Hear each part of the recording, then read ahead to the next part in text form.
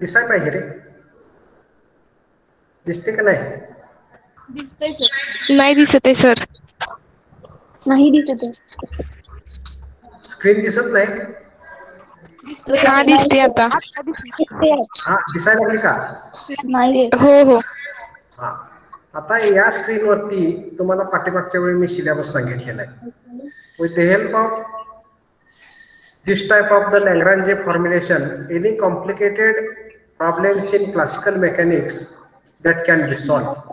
If we solve that classical mechanics or mechanical problems with the help of Newtonian formulation or Newtonian equations like Newton's laws of motion, then it is called as what? The Newtonian formulation. So what is the another main difference between this Newtonian formulation and Lagrange formulation? When we consider the Lagrange formulation, then in that energy like kinetic energy, Lagrange potential energies are used. But when we consider the Newtonian mechanics or Newtonian formulation, in that force, velocity, momentum may be used. Why? We know the Newton's second law of motion. What is the statement? F is equal to ma. That is the mathematical formula. That is applied force is directly proportional to acceleration. That's why when we use this formula, in that force will be coming, velocity may be coming, in that acceleration may be coming. All these are what type of quantity? Whether vector quantity or scalar quantity. Which type? It is a vector quantity. What is the type of energy? Whether it is scalar or vector, it is a scalar quantity. That's why formulation, that is the Lagrange formulation, is mainly relates with what? The scalar quantity, while the Newtonian formulation is mainly related with the vector quantity. Now in this lecture we study about the first topic or article, that is known as a constraint. What is meant by the constraint?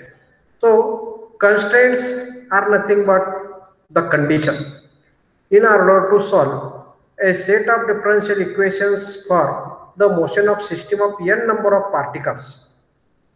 By using a certain restrictions, it may be considered as the conditions on what the positions or the velocity. Then such a geometrical or kinematrical restrictions may be considered as the constraints. So what is meant by constraint? Constraints are nothing but a simple conditions. म्हणजे काय? If we consider the motion of particle on the sphere, motion of particle on the sphere, then what is the condition? The radius of that sphere is may be considered as a constant, and that's why that type of the condition may be considered as a constraint. इथं आपण काय consider करतोय? तर एखादा particle sphere वरती जर आपल्याला move करायचा असेल तर त्याची maximum distance from the centre किती असणार आहे? It must be equal to radius of that sphere. आणि मग when we consider this condition, beyond that we cannot consider the motion of that particle. What is the condition? Condition is that the motion of particle on the surface of the sphere, that is the condition. So that type of the conditions are called as a constraint. पुन्हा पुन्हा हा constraint शब्द तुमच्या मध्ये नवीन आला classical mechanics मध्ये. If we go to the higher educations, then constraints are nothing but a simple restriction, simple conditions. They are called as a constraints. So when we consider the another example of the motion of simple pendulum, what the restriction? The restriction is that length of that string. If we give the oscillations and if we observe that bob will be moved at maximum distance must be equal to length of that simple pendulum. And that's why length of simple pendulum is nothing but the constraint. So these are different examples of the constraints. So this will be why these constraints are required. What is the necessity of these constraints? We know that when we want to solve the motion of particle in different bodies or different space, if we consider motion of particles in space, then in that space not a single particle will be considered. म्हणजे समजा आपण सायकलीवर बसलोय आणि सायकलवरून आपण एखाद्या रोडवरून ती सायकल चालवतोय, चालवलं की ते सिंगल पार्टिकल कन्सिडर का झाला फक्त म्हणायचं. त्याची मोशन आपल्याला सिम्प्लिफाय करून एक्सप्लेन करता येईल. But if we consider the number of bicycles, एकापेक्षा जास्त सायकलवर आपण जर एखादे स्टुडंट ठेवले आणि ते जर सायकल चालवत असतील एका स्पेस मधून, तर to study the motion of number of such a type of bicycles is very difficult in a classical mechanics, and that's why the number of scientists try to solve such a type of number of motions in a single piece by applying some constraint. So what is the necessity of this constraint? To solve any complicated problem, if there is a number of complicated problems, that means if we consider a sphere, in that sphere if we consider the molecules of gas, and if we consider the motion of these molecules in the sphere, then what happens?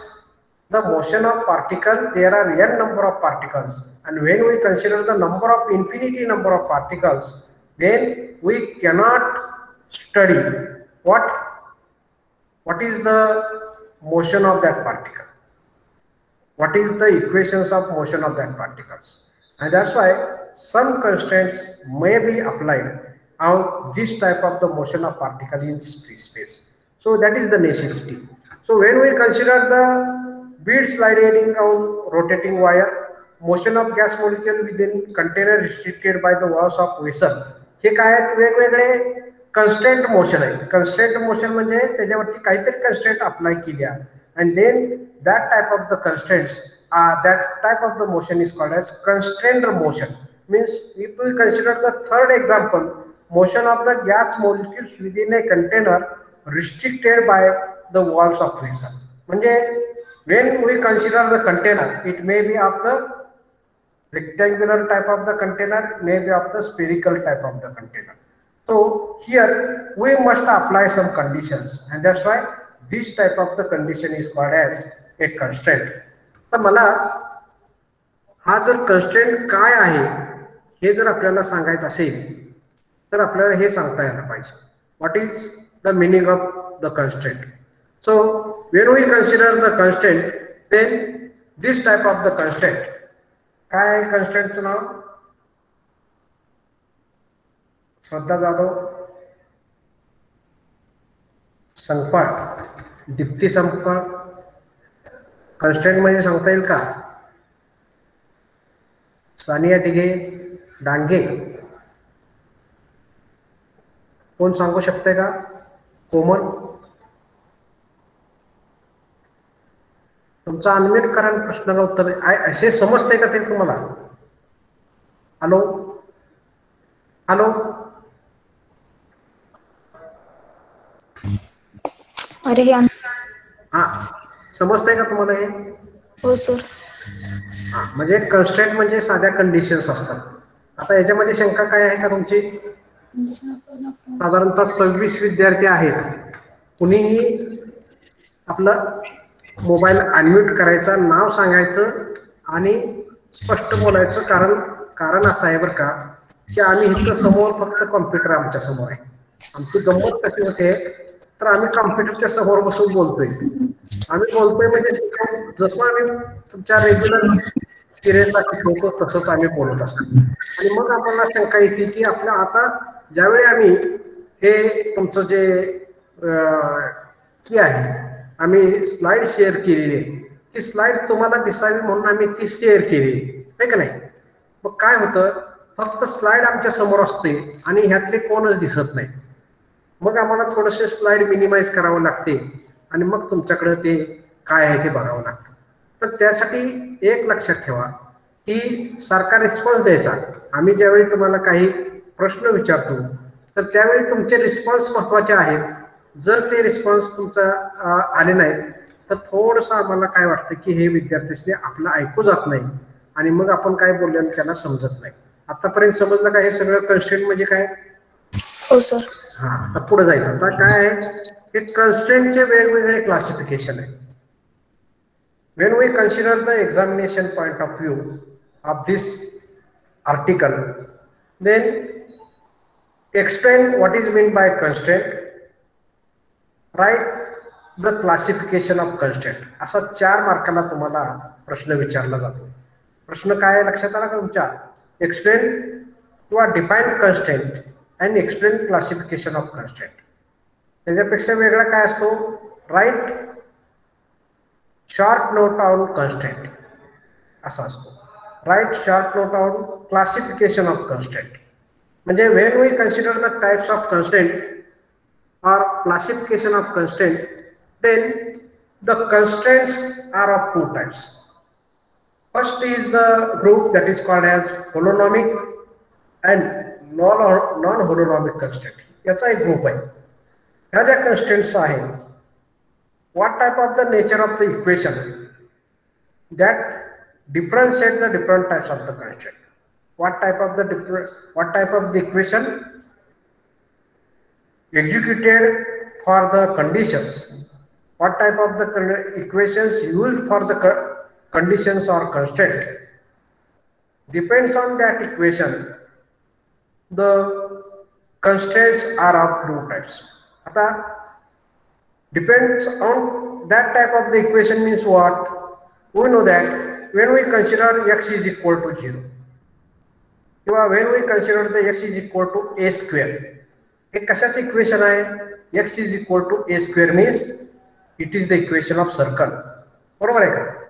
म्हणजे हे equality equation आहे. x बरोबर आपण x must be x square that must be equal to when we consider x is equal to 0 1 2 अशी जर equations असतील तर त्याला आपण इक्वॅलिटी इक्वेशन्स म्हणतो. दुसरे टाइपचे इक्वेशन्स कुठले आहेत? x must be equal to or greater than or less than n. असं जर एखादं इक्वेशन असेल तर त्याला इनइक्वॅलिटी इक्वेशन्स म्हणतात. म्हणजे depends on equality and inequality equations. constraints are of 2 types. One is called as a holonomic constraint, holonomic non-holonomic constraint, and second one is called as scleronomous reonomous constraint. आता when we consider the first class of these equations, that is a holonomic constraint.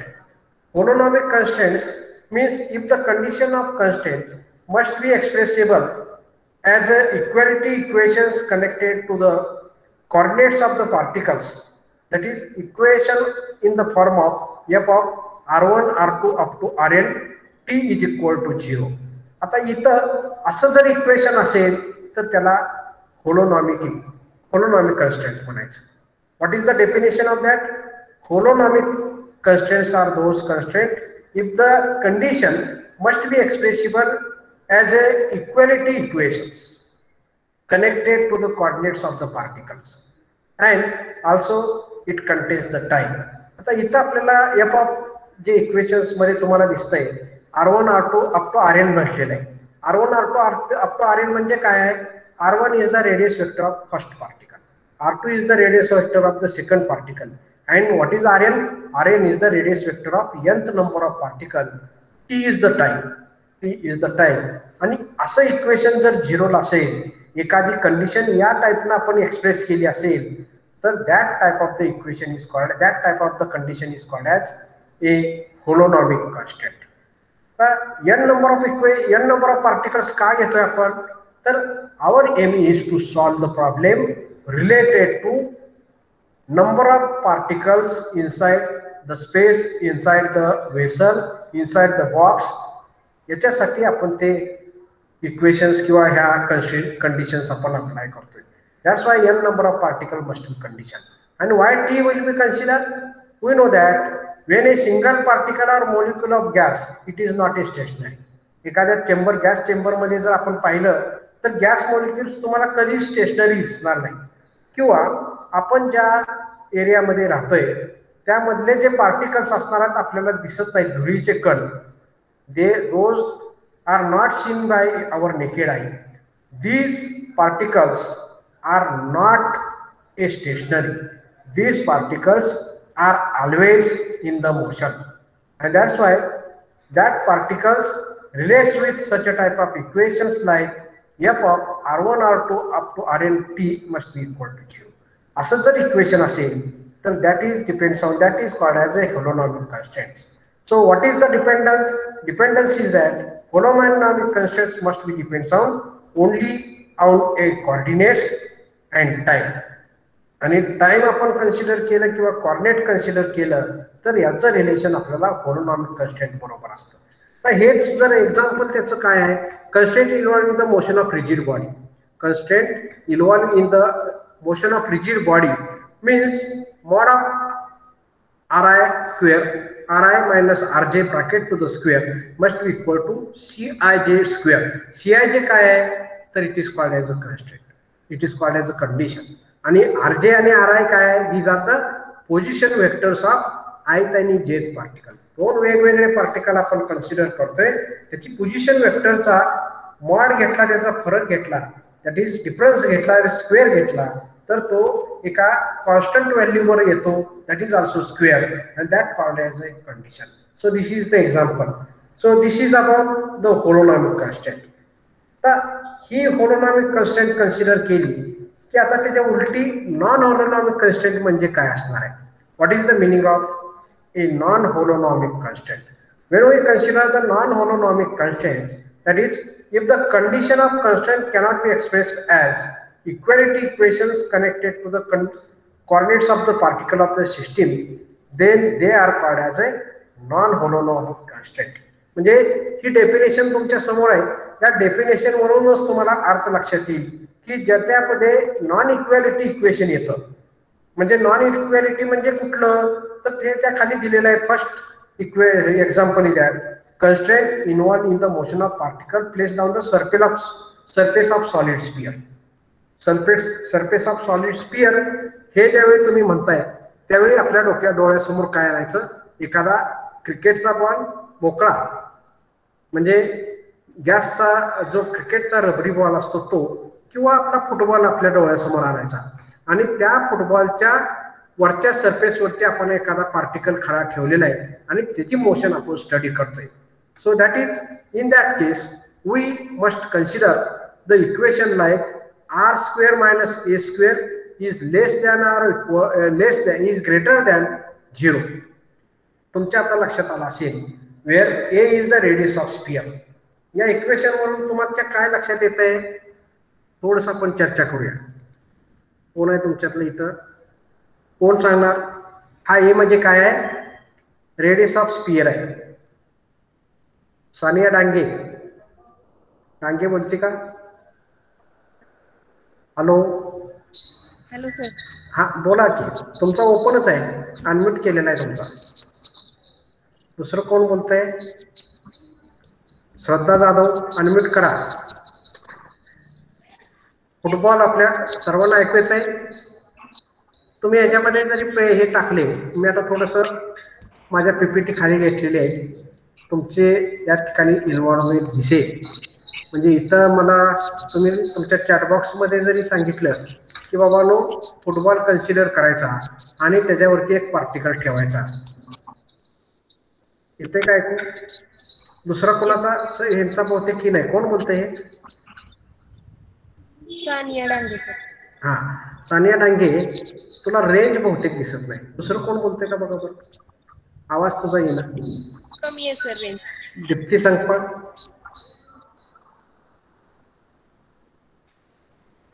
Deepti Sankpal,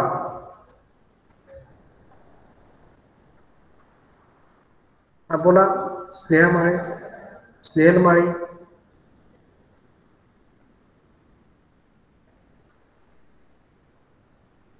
Snehal Mali, Shreya Kurnool, unmute करा. Komal Jadhav has left the meeting. का बरं? श्रेया कर्नूल येते का ऐकू? का? येतोय sir ऐकू. येते का? हा, मग आता फुटबॉल आपल्या डोक्यासमोर आणायचा, डोळ्यासमोर आणायचा. त्या फुटबॉलवरती एक आपल्याला काय करायचं आहे? Motion of particle on the sphere. म्हणजे काय? तर तो पार्टिकल त्या on the sphere motion rotate होते.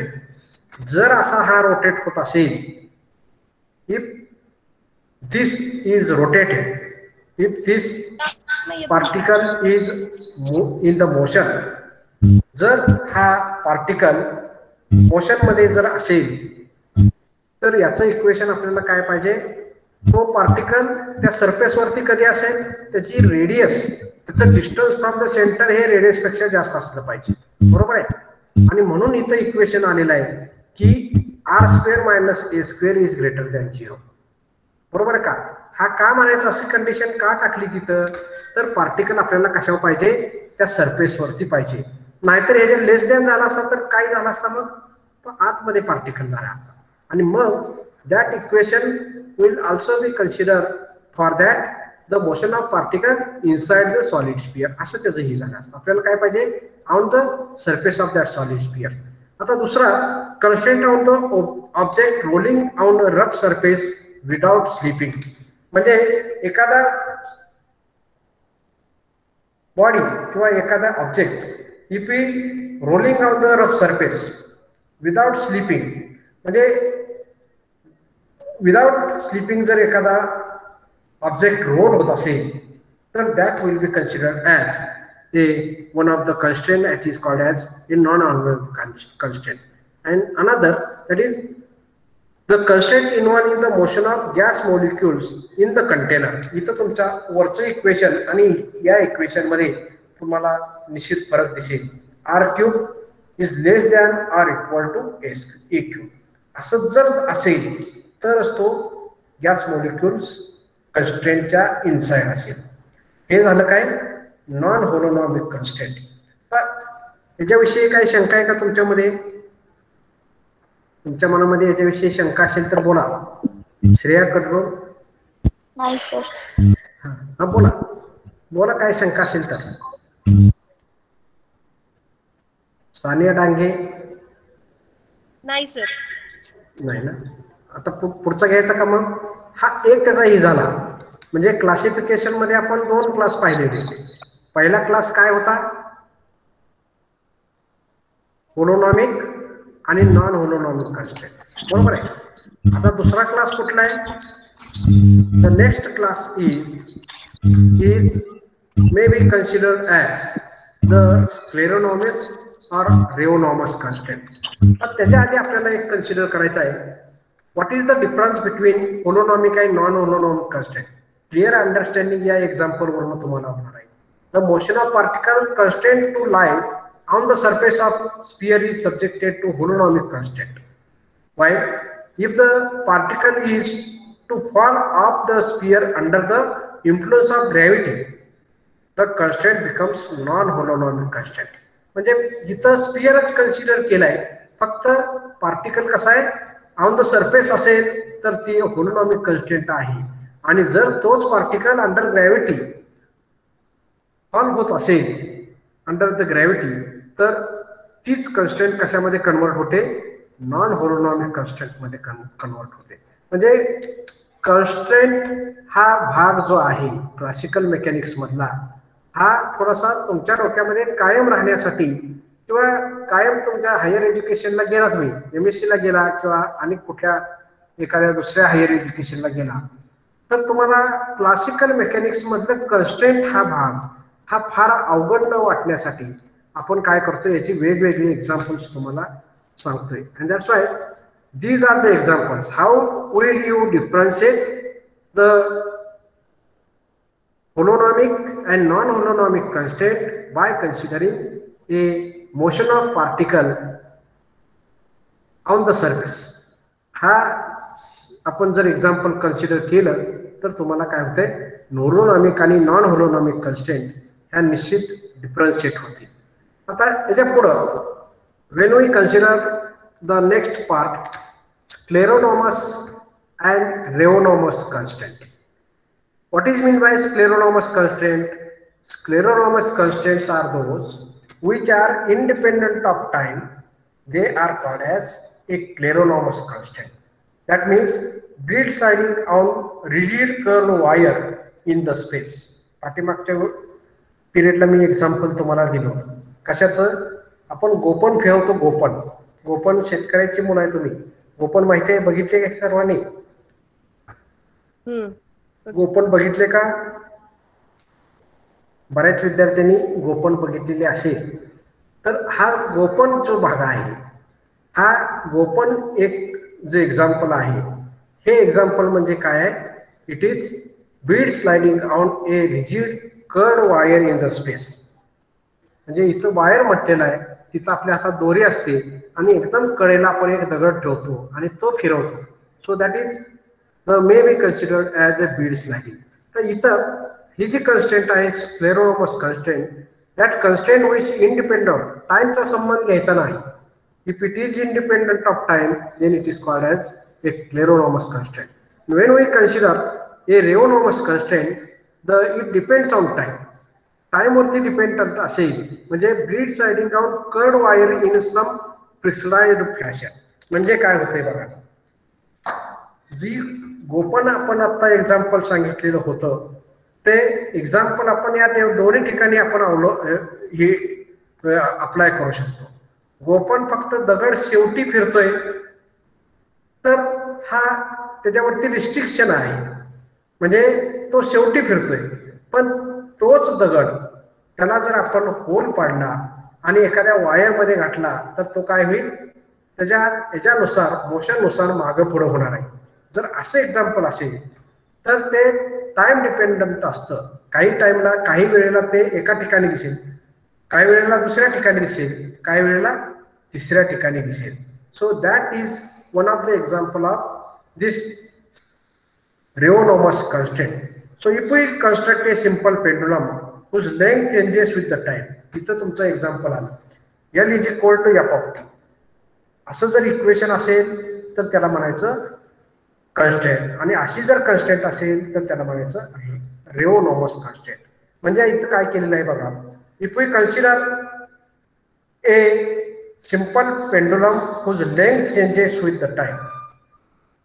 म्हणजे आपण काय केलं आहे इथं, आपल्याला माहिती आहे लेंथ व्हेरी करतो आणि टाइम मोजतो. टाइम नुसार जर लेंथ चेंज होत असेल तर then the equation of condition must be depends on time, and that's why that type of the condition is called as a rheonomous constraint. So scleronomous constraint simple लक्षात ठेवायचं की constraint depends on time is called as a rheonomous constraint. Constraint independent of time असेल तर त्याला म्हणायचं स्क्लेरोनॉमस constraint. Example लक्षात ठेवताना फक्त बीड स्लाइडिंग दोन्ही ठिकाणी आहे, फक्त दुसऱ्या ह्याच्यामध्ये रेओनॉमसला प्रिस्क्राइब्ड फॅशन मध्ये जर तो आपण कन्सिडर केला कर्ड वायर तर ती काय असते, it is called as a rheonomous constraint.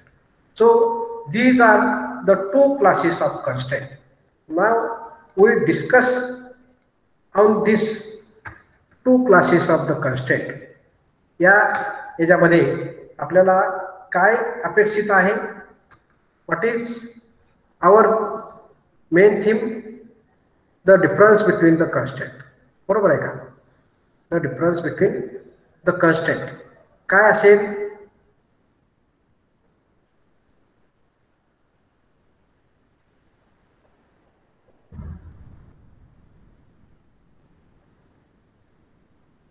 बोला, याच्यामध्ये काही शंका आहे का कोणाला? श्रद्धा जाधव जे बोलणार आहे त्याने अनम्यूट करायचं, स्वतः चर्चा करा, कारण तुम्ही लांब आहात आणि लांब असल्यामुळं तुम्हाला डायरेक्ट आमच्या बरोबर कॉन्टॅक्ट करता येत नाही. त्याच्यावरती थोडीशी चर्चा होते. बाकीच्या काय गोष्टी तुम्हाला माहिती असतील, आपल्याला काय करायचं आहे पुढं, आपल्याला ह्यातले 10 विद्यार्थी कशासाठी द्यायचे आहेत तर प्रोजेक्टसाठी द्यायचे आहेत. त्यांनी प्रोजेक्ट द्यायचा आहे आणि प्रोजेक्टवरती आपण जे फायनल केले विद्यार्थी की ते पुढं प्रोजेक्टचं त्याचं एक प्रेझेंटेशन आपल्याला बनवायचं आहे. त्यामुळं ही चर्चा तुमची झाली पाहिजे आमच्या बरोबर. जर चर्चा नाही झाली तर तुमच्या शंका, यामध्ये काही शंका आहे का कोणाला? प्रोजेक्ट बाबत काय शंका आहे? नाही सर. हा, तुम्हाला समजले का प्रोजेक्ट नाही कसे सर. द्यायचे आहेत ते? हा, बरं. यामध्ये मला एक सांगा अजून, ह्यातले अष्टोचे किती विद्यार्थी आहेत? अष्टोचे विद्यार्थी किती आहेत साधारणतः? कोणतं सांगू शकेल? भक्ती पाटील, शरद साळुंके, भक्ती पाटील होतं का? नव्हतं. बर. श्रीधर, स्नेहल माळी होती का? स्नेहल माळी होती. सानिया डांगे. तर काय झाले, थोडस आमची नावं पाठ नसतात बरं का. काय होतं, आम्ही आता होतो तुम्हाला ह्याला SYला काय, पण हाच विद्यार्थी तो आहे हे समोर समोर ज्यावेळी तुम्ही याल त्यावेळी निश्चित तुम्हाला आम्ही ओळखू. इथं काय होतंय, तुमचे चेहरे पण दिसत नाहीत आणि मग कोण विद्यार्थी अष्टोला होता कोण नव्हता हे आपल्याला ओळखणार नाही. मस्के तू होती का? निकिता, निकिता मस्के. अनम्यूट करत चला, करा अनम्यूट करा, बोला तुम्ही. तुमच्या शंका काय आहेत ते बोला. तुम्हाला पुरते का हे 2 पिरियडला सफिशियंट होते का? तुमच्याकडे आहे का तेवढा हे काय म्हणायचं त्याला, पॅकेज तेवढं आहे का तुमच्याकडं? ऑनलाईन पुरणे पत डाटा थोडस तुम्हाला त्याचा त्रास आहे. बरं, याच्यामध्ये आता मोबाईल नसणार आहे कोणाकडे? असे काही विद्यार्थी आहेत का? कारण परवा एक आमच्याकडे विद्यार्थी आला होता, तो म्हटला सर माझ्याकडे मोबाईल नाही, काय करायचं? तर त्याला आम्ही असं सांगितलेलं आहे की तुझा मित्र जर असेल शेजारी, त्या मित्राला तू जॉईन हो. मित्राच्या घरी तू गेला असेल तिथं जॉईन झालास तरी चालेल, तिथून लेक्चर ऐकलं तरी चालेल. तुमच्यामध्ये सुद्धा तुम्ही खेडेगावात असाल तर मैत्रीण एखादी तुमची जर मोबाईल तिला नसेल तर तुम्ही दोघी ऑन होऊन समोर बसला तरी ऐकलं तरी चालेल. कोणाला तरी मदत केली पाहिजे, कारण तशी परिस्थिती थोडीशी आपली बिकट होत चाललेली आहे आणि तुम्ही सेफ राहावं आणि तुमचा सिलेबस पण चांगला व्हावा. अजून याच्यामध्ये एक लक्षात ठेवा की आम्ही जे तुम्हाला सांगणार आहे ते तुम्ही समजा कॉलेज आपलं चालू झालं आणि काही महिन्यांमध्ये 2 महिन्यांमध्ये आणि याच्यामध्ये पुन्हा आम्हाला येऊन जरी जवळ शंका विचारल्या तरी सुद्धा आम्ही तुम्हाला सांगणार आहे. तुम्हाला नोट्स ज्या आहेत ह्या नोट्स डायरेक्ट तुम्हाला आम्ही देणार आहे. त्यामुळं नोट्स बाबत काय तुम्ही शंका घ्यायची काही काम नाही. किंवा हे जे आमचं जे प्रेझेंटेशन आहे हे प्रेझेंटेशन सुद्धा आम्ही तुम्हाला शेअर करू. म्हणजे तुम्ही जर हे प्रेझेंटेशन पाहिलं, आता जरी काही तुमच्या लक्षात नसेल तर तुम्हाला हे आम्ही तुमच्या ग्रुपवरती टाकतो किंवा तुम्हाला जो कोण एखादा विद्यार्थी आमच्या संपर्कात येईल त्या विद्यार्थ्याला दिलं की त्यानं ते सगळ्याला सर्क्युलेट करायचं सॉफ्ट कॉपी, म्हणजे त्याचा प्रॉब्लेम मिटेल. तर एक लक्षात ठेवा की आपल्याला या पद्धतीनं शिकावं लागलेलं आहे आणि ते आपण कष्ट घेत असताना, कष्ट आमचे पण आहेत, कष्ट तुमचे पण आहेत आणि हे कष्ट घेत असताना तुम्ही त्याचा उपयोग चांगला करायचा आहे.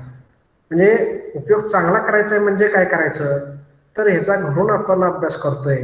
तुम्हाला माहिती आहे की नेटवर गेल्यानंतर समजा कन्स्ट्रेंट टाकले तर भरपूर तुम्हाला त्याच्यामध्ये वेगवेगळे जे आम्ही आता सांगितलेलं आहे त्याच्या वेगवेगळ्या पद्धतीनं आपल्याला अंडरस्टँड होईल असं ते एक्सप्लेन केलेलं असतं. ते सुद्धा तुम्हाला मिळेल आणि आमच्या काय नोट्स आहेत त्या सुद्धा मिळेल. When we consider such a type of the subject classical mechanics, हे सुरुवातीपासून तुम्हाला जर समजलं तरच ते शेवटपर्यंत समजणार आहे. अदरवाईज इट इज अंडर, म्हणजे कन्स्ट्रेंटचा विचार करत बसलं हे काय आहे काय आहे काय आहे म्हणत, तर हे फक्त simply it is nothing but a conditions. Now after the constraint, the next chapter is, next article is, when we consider the next article, then in that case we consider about the system of particle. What is meant by system of particle? What is meant by the degrees of freedom, what is mean by generalize coordinates. आणि मग तिथून आपण आपल्याला कशाला जायचं आहे, principle of virtual work. आता system of particle म्हणजे काय, तर we know that when we consider N number of particle inside the system, n number of particles inside the system, how many number of coordinates required to represent the motion of a single particle in space. सांगू शकेल का कोण, एखादा space मध्ये motion असेल एखाद्या पार्टिकलची, तर त्याला किती कोऑर्डिनेट्स आपल्याला गरजेचे आहेत, किती पार्टिकल गरजेचे आहेत सांगू शकाल. तो एक्सच्या दिशेने जाईल, वायच्या दिशेने जाईल किंवा झेडच्या दिशेने सुद्धा तो पार्टिकल मूव्ह होईल. तर एक पार्टिकल आपल्याला एक्सप्लेन करण्यासाठी साधारणतः किती लागतील, किती कोऑर्डिनेट्स लागतील, 3 कोऑर्डिनेट लागतील. आणि मग त्या सिस्टीम मध्ये 3 dimensional coordinates required.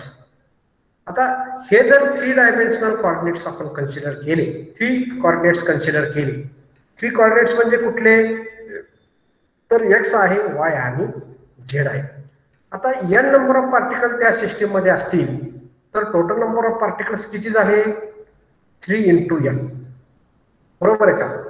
3 into n number of independent particles, independent variables to describe the position of system consisting of n number of particles. म्हणजे सिस्टीम जर तुम्हाला एखादी त्या डिस्क्राइब करायचं असेल स्पेस मध्ये, तर ती सिस्टीमला किती पार्टिकल्स गरजेचे आहेत, it must B contains required 3n number of the particles. का 3n number of particles, तर 3 हे तुमचे कोऑर्डिनेट, साधे कोऑर्डिनेट्स आहेत आणि n number of the particles त्या बॉक्स मध्ये आहे, म्हणून 3n म्हणतोय.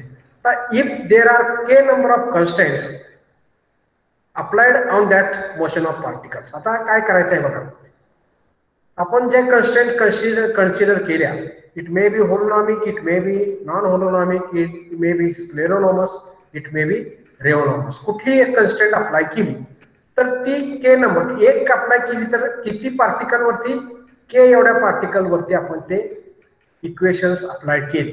That is what is the meaning, k number of constraints, then we need only 3n minus k number of independent variables. आता हे कसं आहे बघा, हे तुमचं अंडरस्टँड होतंय का बघा. सुरुवातीला आपण 3 coordinates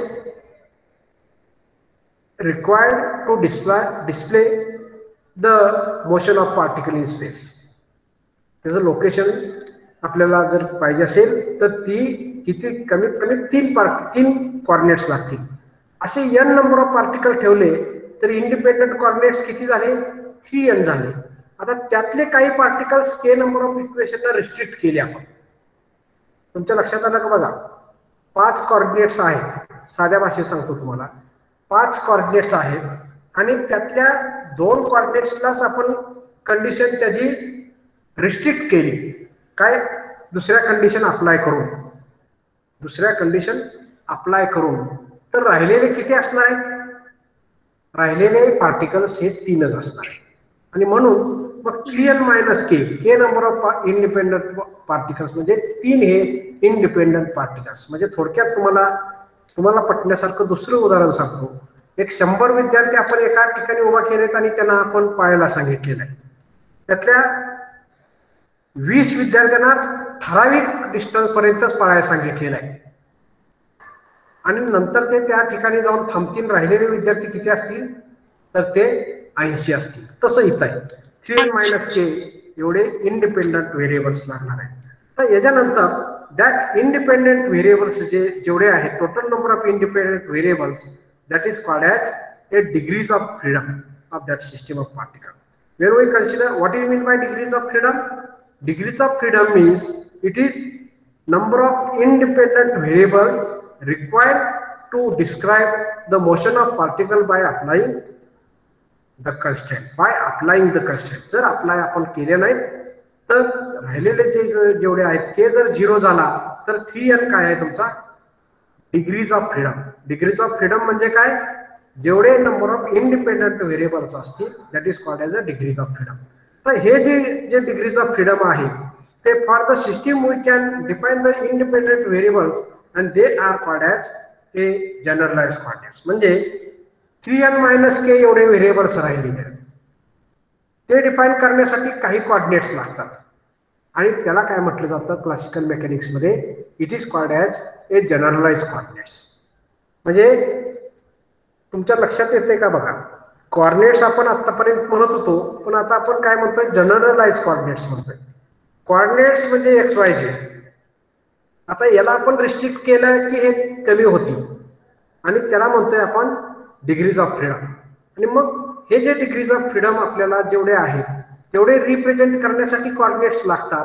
that is called as a generalize coordinates and they are denoted by Q1, Q2 up to Qn. तुमच्या लक्षात आले का बघा, आपण आतापर्यंत काय करत होतो, XYZ ह्या कोऑर्डिनेट्स कन्सिडर करतो किंवा X1, Y1, X1, X2, X3 up to Xn, Y1, Y2 up to Yn असे कोऑर्डिनेट्स आपण कन्सिडर करतो. आता इथं व्हेरिएबल कुठले आले तर Q1 आला. क्लासिकल मेकॅनिक्स मध्ये जिथं जिथं Q1 हा शब्द दिसेल किंवा जिथं जिथं Q हा शब्द दिसेल तर तो कशासाठी वापरला जातो, जनरलाइज कोऑर्डिनेट्स मध्ये.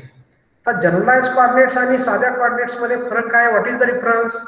The difference between the generalize coordinates and the simple coordinates is that generalize coordinates are a restricted by a motion of particles. Restrictions आपण अप्लाय करतोय आणि रिस्ट्रिक्शन अप्लाय केलं की मग जे येतात त्याला म्हणतो आपण जनरलाइज कोऑर्डिनेट्स. आणि मग ते जे आहेत ते आपण कशाने दाखवतो, या Q1, Q2 up to Qn न दाखवतो.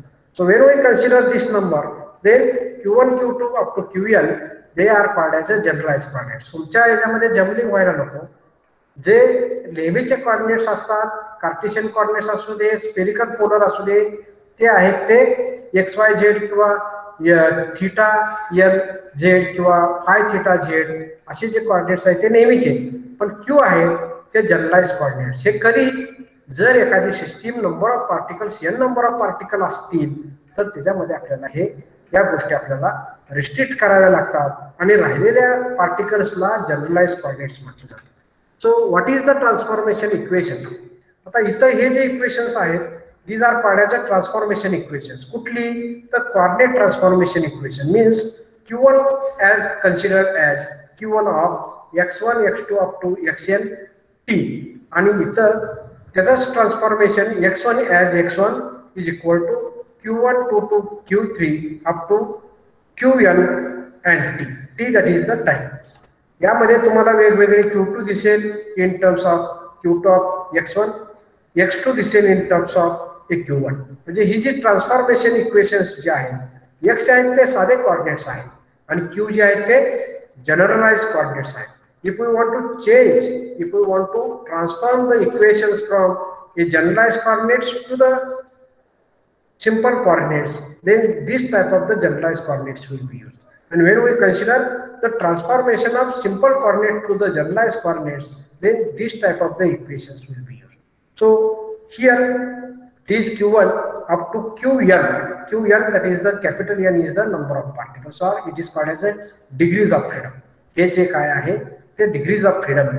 आणि मग अशी जी इक्वेशन्स असतात, अशी equations that will be relate to explain what is the generalize coordinates. So when we consider the generalize coordinates then we must know the what is the coordinates that will be considered as a generalize coordinates. आता मी sharing stop करतोय आणि लगेच लिहू होणार का, कारण तुमची प्रेझेंटी घ्यायची राहिलेली आहे. साधारणतः 28 विद्यार्थी आहेत आणि मी त्यांची प्रेझेंटी या ठिकाणी रेकॉर्ड करतोय.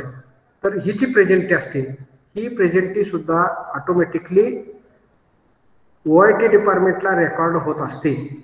जर तुम्ही या प्रेझेंटीमध्ये कोणी ॲब्सेंट राहिला तर एखाद वेळ तुम्हाला दणका कशाचा बसतो, तर तुमचे टर्म भरत नाही आणि त्यामुळे तुमचा एखाद वेळ परीक्षा फॉर्म भरला जात नाही. आणि म्हणून सुरुवातीपासूनच तुम्ही थोडंसं दक्ष राहा आणि दक्ष राहिला की तुम्हाला निश्चित या ठिकाणी चांगले घाबरायचं नाही. तुमच्या शंका डायरेक्ट आमचे मोबाईल नंबर असतील नसतील तर आमच्या ग्रुपवर नोंद घ्या.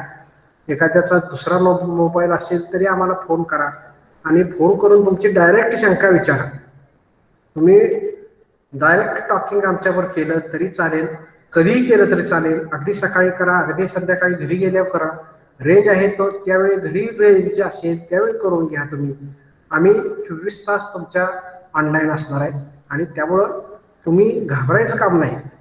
निश्चित सेकंड इयर तुमचं थर्ड इयर आहे ते कम्प्लीट होईल आणि चांगल्या पद्धतीनं कम्प्लीट होईल.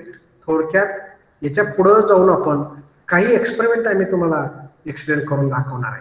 ज्यावेळी आम्हाला अशा सूचना येतील की एक्सपेरिमेंट काही एक्सप्लेन करून दाखवा, ते सुद्धा लाईव्ह किंवा रेकॉर्डेड जे हे आहे.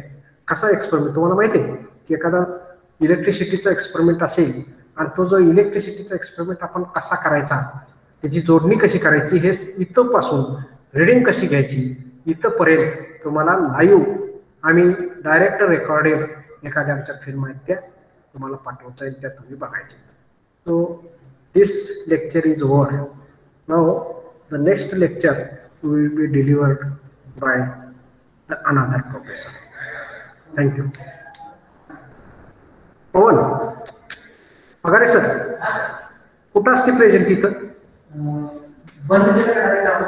असं घेतले की डाउनलोड केले मी. आता हे चालूच असू दे सर. बाहेर पडलं तर कसं? हॅलो, आहे की विद्यार्थी आहेत. त्यांना एक 5 मिनिटाचा ब्रेक देऊन तुम्हाला ब्रेक पाहिजे का? हॅलो, ब्रेक देऊन परत जॉईन Hold व्हा. on. हा मग करा. फक्त 5 मिनिटच ब्रेक का? 5 मिनिटं. हा.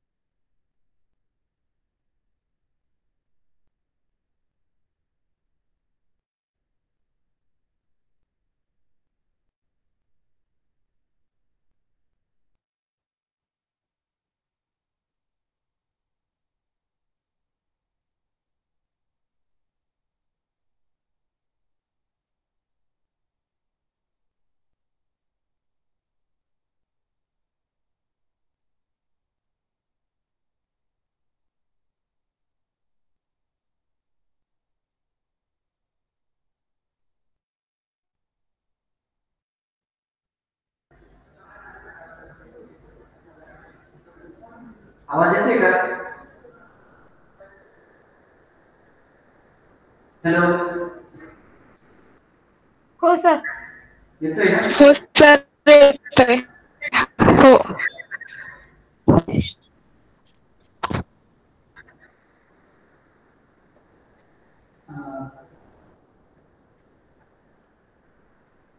पिसाळ म्हणून कोणी मुलगी आहे का तुमच्यात आता नवीन ऍडमिशन घेतलेली? हॅलो, हॅलो, आवाज येतोय का? हो सर. हो येतोय. हो सर येतोय. पिसाळ म्हणून कोणी मुलगी आहे का नवीन ऍडमिशन घेतलेली?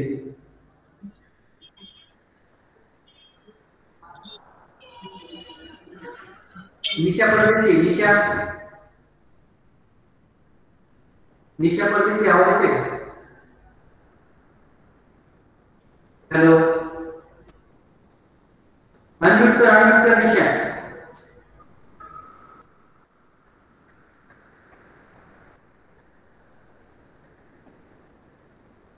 हॅलो,